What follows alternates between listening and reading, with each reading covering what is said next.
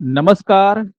Daily current affairs के इस series में हम आज एक बहुत ही इंपॉर्टेंट टॉपिक पर चर्चा करेंगे और वो टॉपिक है national judicial appointment commission versus collegium system. यानी कि हम समझेंगे कि आखिर ये पूरा का पूरा मुद्दा है क्या, ये कोलिजियम सिस्टम क्या है, ये नेशनल जुडिशियल अपॉइंटमेंट कमीशन क्या है, जिसको लेकर के आप देखोगे जो आज के समाचार पत्र हैं उसमें जो है काफी सारा न्यूज आया है। तो आपने देखा होगा कि आज द हिंदू में, इंडियन एक्सप्रेस में आप देखोगे एक न्यूज आया कि जो राज्यसभा के सभापति हैं उनके द्वारा जो है, जो भी अपोजिशन लीडर और जो भी सत्ता में बैठे हुए जो पार्टी है उसके जो सदस्य थे उनकी जो क्या की गई है, मीटिंग ली गई, जिसको हम लोग बोलते हैं फ्लोर लीडर। और उनकी मीटिंग में सत्ता पक्ष के द्वारा भी और अपोजिशन के द्वारा भी जो कोलिजियम सिस्टम है उस पर कुछ गंभीर सवाल उठाए गए हैं, प्रश्न उठाए गए हैं। तो आप देखोगे इसी वजह से एक बार फिर से जो कोलिजियम सिस्टम है वो दोबारा से चर्चा का विषय बन चुका है। और यहां पर इसी कॉन्टेक्स्ट में हम लोग इस न्यूज को क्या करेंगे, डिस्कस करने वाले हैं। तो यहां पर हम लोग डिस्कस करने वाले हैं नेशनल जुडिशियल अपॉइंटमेंट कमीशन और इसके साथ साथ कोलिजियम सिस्टम को पूरी की पूरी कंसेप्ट पर। तो आइए शुरू करते हैं आज के सत्र को। और जैसा कि मैंने कहा कि ये पूरा का पूरा आप देखो फोटो से आपको समझ में आ सकता है कि जो उपराष्ट्रपति हैं, जो वाइस प्रेसिडेंट हैं, जो कि क्या होते हैं राज्यसभा के सभापति चेयरमैन, उनके द्वारा जो फ्लोर फ्लोर लीडर्स है यानी कि जो अलग अलग पार्टियां हैं उनके मेंबर्स की क्या की गई, बैठक बुलाई गई, जहां पर आप देखोगे कि अभी जो एक मामला उभर करके आया है कि एक जज के घर से जो कुछ कैश बरामद हुए हैं, जो जली हुई नोट्स बरामद हुई हैं, उसको लेकर के आप देखोगे यहाँ पर चिंता जाहिर की जा रही थी। तो अगर हम आगे बढ़ें और देख लें कि पूरा का पूरा मामला है क्या, तो आप देखोगे कि जजेस के अपॉइंटमेंट का जो भी पूरा का पूरा प्रोसीजर है, जो प्रोसीड्यूर है, उस पर जो है गंभीर सवाल उठाए जा रहे हैं कि अच्छे जज चुन करके हाई कोर्ट और सुप्रीम कोर्ट में जाने चाहिए। तो यहां पर आप देखोगे अगर हम बात करते हैं कि हाउ जजेस आर अपॉइंटेड करेंटली, जो है जजेस की नियुक्ति कैसे होती है सुप्रीम कोर्ट में खास करके और हाई कोर्ट में, तो आप देखोगे अभी के टाइम में जो है कोलिजियम सिस्टम, यानी कि एक कोलिजियम है, एक ग्रुप है जजेस का, उसके द्वारा जो है सुप्रीम कोर्ट में या फिर हाई कोर्ट में जजेस की नियुक्ति की जाती है। उनका ट्रांसफर को लेकर के भी कोलिजियम सिस्टम ही क्या करता है, काम करता है। तो अभी के टाइम में आप देखोगे अगर हम सुप्रीम कोर्ट की बात करें, सुप्रीम कोर्ट में जजेस के अपॉइंटमेंट की बात करें, तो आप देखोगे कि एक कोलिजियम है जिसमें कौन होते हैं, जिसमें होते हैं सीजेआई यानी कि चीफ जस्टिस ऑफ इंडिया, और इसके अलावा जो फोर सीनियर मोस्ट जज होते हैं, फोर सीनियर मोस्ट जज, वो क्या होते हैं इस कोलिजियम में हिस्सा होते हैं। और इनके द्वारा जो है उन नामों को रेकमेंड किया जाता है गवर्नमेंट को जिनको वो चाहते हैं कि सुप्रीम कोर्ट का जज बनाया जाए। तो वैसे जो भी जज जो सुप्रीम कोर्ट बनने के जो क्राइटेरिया हैं उसको क्या करते हैं, फुलफिल करते हैं, उनके नामों पर विचार कौन करता है, उनके नामों पर विचार करता है सुप्रीम कोर्ट का कोलिजियम, जिसमें मैंने क्या बताया, कंपोजिशन क्या है, आपको ध्यान में रखना है कि इसमें क्या होते हैं, चीफ जस्टिस ऑफ इंडिया और उसके अलावा जो है फोर अदर जज। और अदर जज में कौन, जो फोर सीनियर मोस्ट जजेस हैं किसमें, सुप्रीम कोर्ट में, उनसे मिलकर के बनता है कोलिजियम। और उसके द्वारा उन नामों पर विचार किया जाता है जिसको क्या कहां भेजा जाएगा, गवर्नमेंट के पास भेजा जाएगा। और गवर्नमेंट क्या करेगी, उनको प्रेसिडेंट के पास रिकमेंड करेगी और उसके बाद जो है सुप्रीम कोर्ट के जज का अपॉइंटमेंट राष्ट्रपति के द्वारा यानी कि प्रेसिडेंट के द्वारा कर दिया जाएगा। तो ये प्रोसेस जो है आप देखोगे आज के टाइम में हम लोग फॉलो करते हैं, लेकिन हमेशा से ये सिस्टम नहीं था। तो अगर हम आज अपॉइंटमेंट की बात करें कि जजेस का अपॉइंटमेंट का कैसे होता है, तो जैसे मैंने क्या कहा कि हमारा जो है क्या है, कोलिजियम सिस्टम है और उसमें सीजीआई होते हैं और फोर अदर जज होते हैं, फोर अदर जज होते हैं जो कि क्या होते हैं, सीनियर मोस्ट। तो इसके द्वारा जिस भी नाम का क्या करता है, रिकमेंडेशन, ये किसको करता है, गवर्नमेंट को। गवर्नमेंट जो है सिर्फ क्या कर सकती है, जो मेमोरेंडम ऑफ प्रोसीजर है, मतलब जो आज के टाइम में प्रोसीजर है जजेस की नियुक्ति करने का, वो क्या कहता है कि जो गवर्नमेंट के पास जो नाम जाएगा, गवर्नमेंट के पास जो नाम जाएगा, गवर्नमेंट क्या कर सकती है, सिर्फ उसकी आईबी से जांच करा सकती है। यानी कि जो हमारा इंटेलिजेंस ब्यूरो है वो क्या कर सकता है, इन जजेस की जांच कर सकता है, कहीं इस पर कोई आरोप तो नहीं थे, कोई भ्रष्टाचार का आरोप तो नहीं लगा हुआ है। और जांच कराने के बाद अगर गवर्नमेंट को लगता है कि नहीं, उस जज की नियुक्ति नहीं होनी चाहिए एज अ जज ऑफ सुप्रीम कोर्ट, तो वो क्या कर सकता है, कोलिजियम को उसके नाम को वापस कर सकता है।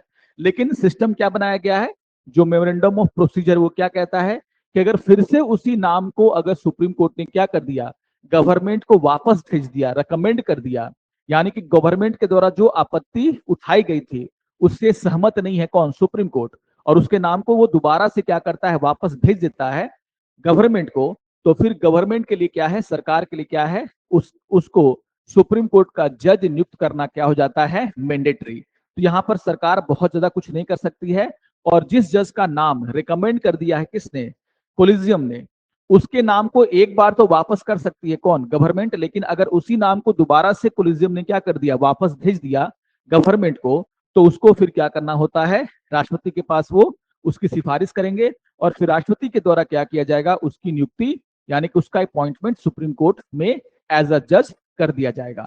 तो यहां पर आप देखोगे जो मेमोरेंडम ऑफ प्रोसीजर है वो साफ साफ आप देखोगे कोलिजियम सिस्टम कहीं ना कहीं बहुत ही स्ट्रांग है, और गवर्नमेंट जो है बहुत ज्यादा यहां पर कोई इंटरफेयर नहीं कर सकती। तो इस बात को आपको ध्यान में रखना है। तो आज के टाइम में अगर हम बात करते हैं कि सुप्रीम कोर्ट में जजेस की नियुक्ति या फिर हाई कोर्ट में जजेस की नियुक्ति है वो किसके द्वारा की जाती है, तो यहां पर आपको ध्यान में रखना है कि कोलिजियम सिस्टम के द्वारा। तो जिस तरीके से हाई कोर्ट में जजेस की नियुक्ति होती है, जजेस का अपॉइंटमेंट होता है, सुप्रीम कोर्ट में जजेस का अपॉइंटमेंट होता है, उसी तरीके से आप देखोगे जो हमारे 25 हाई कोर्ट हैं, अलग अलग जो हाई कोर्ट हैं, वहां पर भी जो जजेस का अपॉइंटमेंट है वो एक कोलिजियम के द्वारा किया जाता है। बस सिस्टम क्या है, आप देखोगे कि अगर मान लीजिए कोई हाई कोर्ट है, कोई हाई कोर्ट है और वहां पर क्या करना है, जजेस का अपॉइंटमेंट, तो एक हाई कोर्ट में भी क्या होता है, कोलिजियम होता है, जिसमें उस हाई कोर्ट के चीफ जस्टिस और दो सीनियर मोस्ट जो जज हैं वो रहते हैं, उनके द्वारा जो है सुप्रीम कोर्ट के कोलिजियम को क्या किया जाता है, नाम रेकमेंड किया जाता है, और सुप्रीम कोर्ट के इस कोलिजियम में चीफ जस्टिस ऑफ इंडिया के साथ साथ तो सीनियर मोस्ट जज जो हैं वो क्या होंगे, रहेंगे किसके, सुप्रीम कोर्ट के, और इनके द्वारा फिर गवर्नमेंट को हाई कोर्ट में जजेस की नियुक्ति के लिए, अपॉइंटमेंट के लिए क्या करेगा, ये सरकार को अपना रिकमेंडेशन भेजेगा। तो कहने का मतलब ये है कि कोलिजियम सिस्टम के द्वारा ही आप देखोगे तो हाई कोर्ट में भी क्या होता है, जजेस की नियुक्ति होती है, अपॉइंटमेंट होता है, और उस तरीके से सुप्रीम कोर्ट में भी जजेस का अपॉइंटमेंट होता है। ठीक है ना, ये चीजें आपको ध्यान में रखना है। तो आप देखोगे कि ये प्रोसीजर जो है चल रहा है किसमें, कोलिजियम सिस्टम के द्वारा जजेस के अपॉइंटमेंट में। अब इसको लेकर के प्रॉब्लम क्या है, आप देखोगे जब हम कोलिजियम सिस्टम की बात करते हैं तो जब हमारा संविधान लागू हुआ था तो उस समय जो है कोलिजियम सिस्टम नाम का कोई भी चीज हमारे देश में लागू नहीं था, सिस्टम ये नहीं था। बस आप देखोगे आर्टिकल 124 था जो ये क्या कहता है कि अपॉइंटमेंट ऑफ जजेस इन सुप्रीम कोर्ट और हाई कोर्ट, यानी कि हाई कोर्ट और सुप्रीम कोर्ट में जो जजेस का अपॉइंटमेंट होगा वो किसके द्वारा होगा, वो होगा प्रेसिडेंट के द्वारा। और प्रेसिडेंट यहां पर चीफ जस्टिस ऑफ इंडिया के अलावा जितना चाहें, जितना नेसेसरी समझें उतनी मात्रा में हाई कोर्ट और सुप्रीम कोर्ट के जजेस से सलाह ले सकते हैं, एडवाइस ले सकते हैं। ठीक है ना, बस ये लिखा गया है कहां पर, आर्टिकल 124 में। तो यहां पर ये क्लियर किया गया है कि प्रेसिडेंट के द्वारा क्या किया जाएगा, सुप्रीम कोर्ट और हाई कोर्ट के जजेस की नियुक्ति की जाएगी, अपॉइंटमेंट किया जाएगा, और यहां पर चीफ जस्टिस ऑफ इंडिया के साथ साथ अगर वो चाहें तो सुप्रीम कोर्ट और हाई कोर्ट के अदर जजेस से क्या करते हैं, आप सलाह मशवरा यानी कि एडवाइस ले सकते हैं। बस यही बात यहां पर कही गई थी। लेकिन आप देखोगे कहीं ना कहीं आगे चल करके जो 3 जज केसेस हुए उसके कारण जो कोलिजियम सिस्टम है उसको यहां पर स्थापित किया गया, उसको यहां पर लाया गया।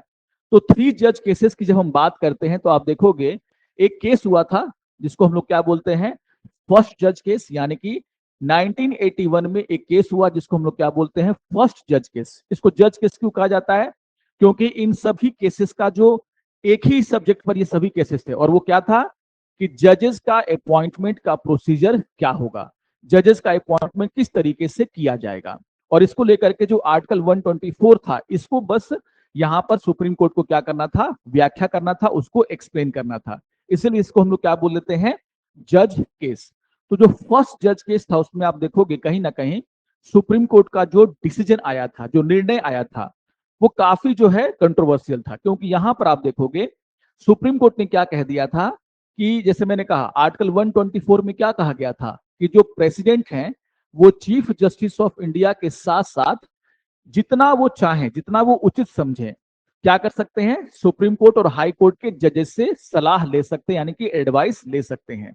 लेकिन यहां पर आप देखो जो फर्स्ट जज केस था उसमें सुप्रीम कोर्ट ने यह निर्णय दे दिया, ये कहा कि जो चीफ जस्टिस ऑफ इंडिया की जो एडवाइस है उसको प्रेसिडेंट के द्वारा नकारा जा सकता है, रिजेक्ट किया जा सकता है, अगर उनके पास ऐसा करने के लिए क्या है, गुड रीजन है।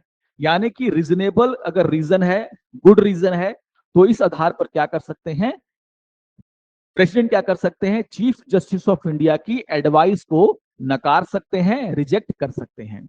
इसका मतलब यहां पर साफ साफ था कि जो गवर्नमेंट थी उसको जो है अपर हैंड मिल गया, किससे, जुडिशरी पर। यानी कि गवर्नमेंट अगर जिसे चाहे उसे क्या बना सकती थी, सुप्रीम कोर्ट का जज। और अगर मान लीजिए CGI, chief justice of India, किसी जज के अपॉइंटमेंट से खुश नहीं है, तो भी उसके जो आपत्ति थी उसको ओवर रूल कर सकते थे, कौन, गवर्नमेंट। तो कहीं ना कहीं आप देखोगे जो फर्स्ट जज केस था उसमें इस तरीके से सुप्रीम कोर्ट ने आर्टिकल 124 का इंटरप्रिटेशन किया कि यहां पर जो एडवाइस है किसकी, सीजीआई की, उस एडवाइस को प्रेसिडेंट मान भी सकता है और रिजेक्ट भी कर सकता है अगर उसके पास गुड रीजन है तो। लेकिन आप देखोगे आगे चल करके एक और केस होता है जिसको हम लोग बोलते हैं सेकेंड जज केस, जो कि 1993 में हुआ। और यही वो केस है जिसने हमारे देश में जो कोलिजियम जो सिस्टम है उसको क्या किया, शुरुआत की। तो starting of the collegium system ये कब होता है, सेकेंड जज केस, यानी कि 1993 में जो सुप्रीम कोर्ट का जजमेंट था उसके द्वारा। अब इस केस में क्या किया गया, सुप्रीम कोर्ट ने क्या किया, जो फर्स्ट जज केस के मामले में जो क्या था, निर्णय दिया गया था, जो वर्डिक्ट आया था, उसको रिजेक्ट कर दिया, उसको पलट दिया सुप्रीम कोर्ट ने। और कहा कि नहीं, जो सीजीआई की जो एडवाइस है, सीजीआई का जो एडवाइस है वो एक्चुअली में एडवाइस नहीं है, बल्कि यहां पर आप देखोगे कि उनके एडवाइस को मानना जो है उनके लिए, आपके प्रेसिडेंट के लिए क्या है, एकदम जरूरी है। तो वो एडवाइस कैसा है, उस एडवाइस का नेचर ऐसा है कि आपको जो है, यानी कि प्रेसिडेंट को, अगर CGI, chief justice of India, कोई एडवाइस देते हैं तो राष्ट्रपति उसको नकार नहीं सकते, उसको रिजेक्ट नहीं कर सकते। यानी कि चीफ जस्टिस ऑफ इंडिया का जो एडवाइस है वो एक तरीके से सहमति के इक्विवेलेंट है। यानी कि जब तक चीफ जस्टिस ऑफ इंडिया सहमत ना हो जाए, राजी ना हो जाए, तब तक आप उस जज को वहां पर अपॉइंट, सुप्रीम कोर्ट में अपॉइंट नहीं कर सकते, हाई कोर्ट में अपॉइंट नहीं कर सकते। तो यहां पर आप देखोगे कि सेकेंड जज के मामले में क्या किया गया, फर्स्ट जज केस था जिसको हम लोग बोलते हैं ना एसपी गुप्ता बनाम जो भारत संघ का मामला, उसको क्या किया गया, पलट दिया गया। और सुप्रीम कोर्ट ने कहा कि नहीं, चीफ जस्टिस ऑफ इंडिया की एडवाइस जो है एक्चुअली में क्या है, उसकी सहमति, और सहमति लेकर के ही किसी जज का अपॉइंटमेंट हो सकता है, कहां पर, सुप्रीम कोर्ट में। और यहीं पर आप देखोगे कहा गया, यहीं पर जो है जो सुप्रीम कोर्ट ने कोलिजियम सिस्टम की क्या की, सिफारिश की। अब जैसे हम लोग बात कर रहे थे किसकी, थर्ड जज केस की, तो मैंने क्या कहा कि जो थर्ड जज केस हुआ उसमें मैंने क्या कहा कि 1998 में जो प्रेसिडेंट के आर नारायणन है उन्होंने क्या किया, एक क्वेश्चन पूछा, किससे, सुप्रीम कोर्ट से। उन्होंने अपने आर्टिकल 143 में जो उनको पावर मिला है उसका क्या किया, इस्तेमाल किया, उसका यूज किया। और यहां पर आप देखोगे कि जो कंसल्टेशन वर्ड वहां पर लिखा हुआ है ना आर्टिकल 124 में, कि after the consultation of what, chief justice of India. तो जो कंसल्टेशन वर्ड है उसका जो एक्चुअल मीनिंग जो है उन्होंने क्या किया, सुप्रीम कोर्ट से एक्सप्लेन करने के लिए कहा। और यहां पर आप देखोगे इस जज केस, ये जो थर्ड जज केस है उस मामले में क्या हुआ, सुप्रीम कोर्ट ने क्या किया, जो कोलिजियम जो बनाया गया था उसके दायरे को बढ़ा दिया, उसकी साइज को बढ़ा दिया। तो आज के टाइम में जो कोलिजियम है ना, जिसमें क्या हम देखते हैं, एक चीफ जस्टिस ऑफ इंडिया है और इसके अलावा 4 सीनियर मोस्ट जज हैं। तो ये जो साइज है कोलिजियम का वो बढ़ा करके कब किया गया था?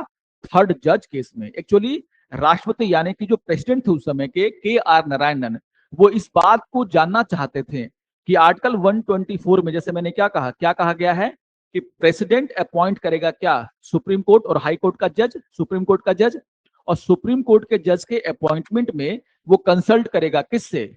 चीफ जस्टिस ऑफ इंडिया से, और जितनी मात्रा में वैसे जज जिसको वो उचित समझे उतनी मात्रा में वो हाई कोर्ट और सुप्रीम कोर्ट के जज से क्या कर सकता है? कंसल्ट कर सकता है। तो कितने जज? सीजीआई के अलावा कितने जज? 2 जज, 3 जज या 4 जज? ये बात जो है संविधान क्या है यहां पर क्लियर नहीं करता।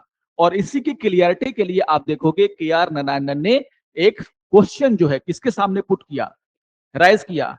सुप्रीम कोर्ट के सामने। और सुप्रीम कोर्ट ने जो है यहां पर क्या किया? एक संवैधानिक पीठ का, एक कॉन्स्टिट्यूशनल बेंच का गठन किया।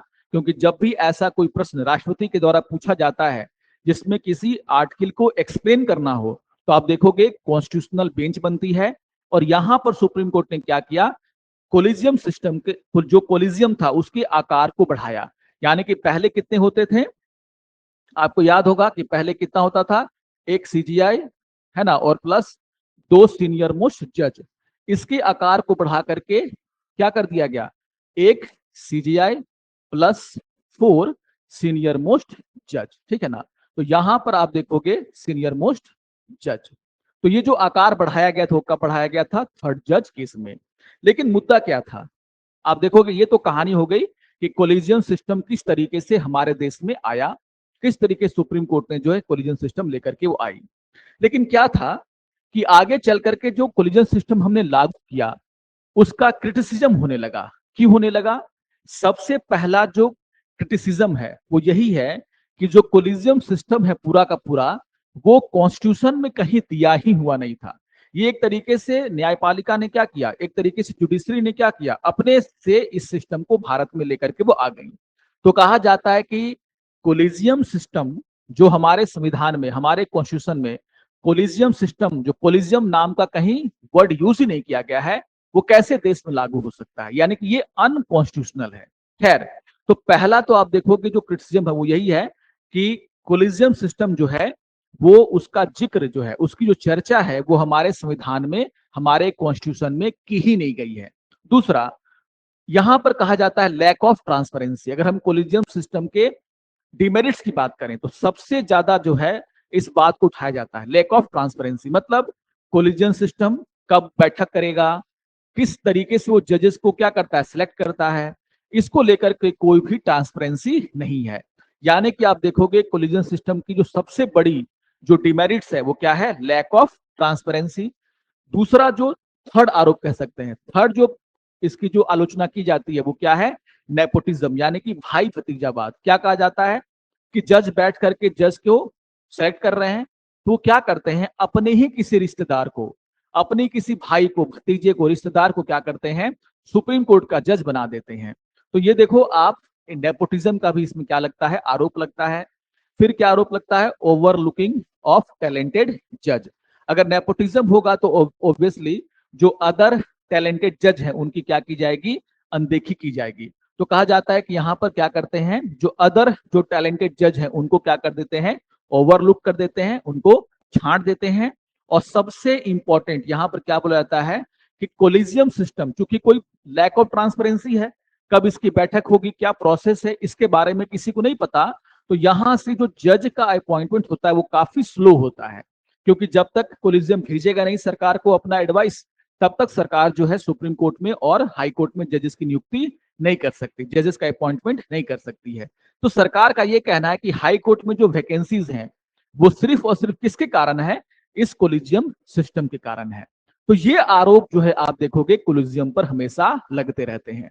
और कहीं ना कहीं इसी आरोपों के कारण, इसी के कारण आप देखोगे जब गवर्नमेंट किसकी, अटल बिहारी वाजपेयी की, प्राइम मिनिस्टर अटल बिहारी वाजपेयी की जब सरकार थी तो उन्होंने एक आयोग, एक कमेटी का गठन किया था जिसका नाम क्या था, जिसको हम लोग क्या बोलते थे? Justice M.N.. वेंकट चलैया कमीशन। Justice M.N.. वेंकट चलैया कमीशन। और उनको ये काम सौंपा गया था कि किस तरीके से कोलिजियम सिस्टम को सुधारा जाए, उसकी जगह पर क्या कोई नया सिस्टम हम लेकर के आ सकते हैं जो कि हायर जुडिशरी यानी कि सुप्रीम कोर्ट और हाई कोर्ट में जजेस का क्या करेगा, अपॉइंटमेंट करेगा। और यहां पर आप देखोगे इसी जस्टिस एमएन चलैया कमेटी ने रेकमेंड किया था कि सरकार को क्या करना चाहिए, सरकार को क्या करना चाहिए, नेशनल जुडिशियल अपॉइंटमेंट कमीशन है ना, नेशनल जुडिशियल अपॉइंटमेंट कमीशन जिसको हम लोग क्या बोलते हैं शॉर्ट में एनजेएसी का निर्माण करना चाहिए, उसको कॉन्स्टिट्यूट करना चाहिए, जो कि क्या करेगा, कोलिजियम सिस्टम की जगह लेगा। तो याद रखिएगा 2004 में जो है कह सकते हैं 3 में जो है आप देखोगे कि एमएन वेंकट चलैया कमीशन ने इस तरह का जो है रिकमेंडेशन सरकार को दिया था, लेकिन उसके पास गवर्नमेंट चेंज हो गई और आप देखोगे कि 2014 में एक बार क्या किया गया, 99th अमेंडमेंट किया गया और फाइनली जो एमएन वेंकट चलैया आयोग था उसके रिकमेंडेशन को यहां पर इंप्लीमेंट करने की कोशिश की गई। तो याद रखिएगा गवर्नमेंट ने क्या किया था 2014 में, यहां पर बहुत इंपॉर्टेंट है ये, 2014 में गवर्नमेंट ने क्या किया, जो 99th कॉन्स्टिट्यूशन अमेंडमेंट एक्ट है उसको पारित किया, पास करवाया और वहां पर उसके माध्यम से नेशनल जुडिशियल अपॉइंटमेंट कमीशन बनाने की क्या की गई, प्रयास किया गया। तो याद रखिएगा नेशनल जुडिशियल अपॉइंटमेंट कमीशन, ठीक है ना, act pass in the parliament in August 2014। आगे चल करके आप देखोगे कि अगस्त से लेकर के दिसंबर 2014 तक क्या किया गया, जो अलग अलग स्टेट थे उन्होंने इस बिल को क्या किया, रेक्टिफाई किया। लगभग 16 स्टेट ऐसे थे जिन्होंने क्या किया, इसको रेक्टिफाई किया, क्योंकि आप सभी जानते हैं कि अगर गवर्नमेंट ऐसा कोई अमेंडमेंट लेकर के आती है जो भारत के फेडरल स्ट्रक्चर से जुड़ा हुआ हो, क्योंकि यहां पर हाई कोर्ट की बात हो रही है, सुप्रीम कोर्ट की बात हो रही है, तो ये भारत के फेडरल स्ट्रक्चर से क्या है, जुड़ा हुआ है, संघवाद से जुड़ा हुआ है। तो ऐसे किसी भी अमेंडमेंट को करने के लिए आधे से ज्यादा राज्यों का हमें क्या लेना पड़ता है, सहमति लेना पड़ता है। तो अगस्त 2014 से दिसंबर 2014 तक आप क्या देख रहे हो, 16 स्टेट ने भी अपने अपने लेजिस्लेचर से उसको क्या किया, एक्सेप्ट किया। और उसके बाद आप देखोगे दिसंबर 2014 को जो है, जो उस समय प्रेसिडेंट थे प्रणब मुखर्जी, उन्होंने क्या किया, इसको अपना एसेंट यानी कि सहमति दे दी। अब आप देखोगे कि अप्रैल 2014 में इसको लागू भी कर दिया गया, लेकिन आप देखोगे कि एक केस किया गया सुप्रीम कोर्ट में कि नेशनल जुडिशियल अपॉइंटमेंट कमीशन क्या करता है, जो कोलिजियम सिस्टम को रिप्लेस करेगा, एक्चुअली में अनकॉन्स्टिट्यूशनल है, अनकॉन्स्टिट्यूशनल है, याद रखिएगा। और इसके बाद जो केस हुआ उसको हम लोग बोलते हैं फोर्थ जज केस, फोर्थ जज केस। और याद रखिएगा 2015 में जो है सुप्रीम कोर्ट ने क्या किया, इस मामले की सुनवाई की और उन्होंने बोला कि जो 99th अमेंडमेंट एक्ट है, एक्चुअली में जो अमेंडमेंट एक्ट है वो क्या है, अनकॉन्स्टिट्यूशनल है, क्योंकि यहां पर जो नेशनल जुडिशियल अपॉइंटमेंट कमीशन, याद रखिएगा नेशनल जुडिशियल अपॉइंटमेंट कमीशन बनाने की बात कही जा रही है, वो एक्चुअली में बेसिक स्ट्रक्चर का उल्लंघन है। क्यों उल्लंघन है, तो आप ध्यान में रखिएगा, उन्होंने कहा कि जो it is against the basic structure of the constitution, क्योंकि उनका यह कहना था कि ये जुडिशरी की स्वतंत्रता के लिए, उसकी निष्पक्षता के लिए क्या है, सही नहीं है। और independence of judiciary is the basic structure of the constitution, जिसको हम चेंज नहीं कर सकते। तो इंडिपेंडेंस ऑफ जुडिशरी को खतरा होगा, इसी के नाम पर क्या किया, सुप्रीम कोर्ट ने फोर्थ जज केस में क्या किया, पूरे के पूरे 99th अमेंडमेंट को ही खारिज कर दिया। यानी कि तब से लेकर के आज तक आप देखोगे इसको लेकर के कंट्रोवर्सी होती रहती है कि नेशनल जुडिशियल अपॉइंटमेंट कमीशन जो सरकार लाना चाह रही थी वो बेहतर है या फिर जो कोलिजियम सिस्टम अभी चल रहा है वो बेहतर है। तो ये पूरी की पूरी लड़ाई जो है अब गवर्नमेंट वर्सेस क्या हो गई है, जुडिशरी हो गई है। और याद रखिएगा जो नेशनल जुडिशियल अपॉइंटमेंट कमीशन बनाने की बात कही जा रही थी उसमें आप देखोगे कंपोजिशन में आपको बता देता हूं कंपोजिशन क्या था। इसमें यह कहा गया था कि जो नेशनल जुडिशियल अपॉइंटमेंट कमीशन बनाया जाएगा उसमें क्या होंगे, इसके अध्यक्ष होंगे कौन, चीफ जस्टिस ऑफ इंडिया। कौन होंगे, चीफ जस्टिस ऑफ इंडिया। इसके अलावा दो जो सीनियर मोस्ट जो जज हैं वो क्या होंगे, इसके मेंबर होंगे। यानी कि एक कौन होंगे, सीजीआई, दूसरा कौन होगा, दो सीनियर मोस्ट जज इसमें होंगे।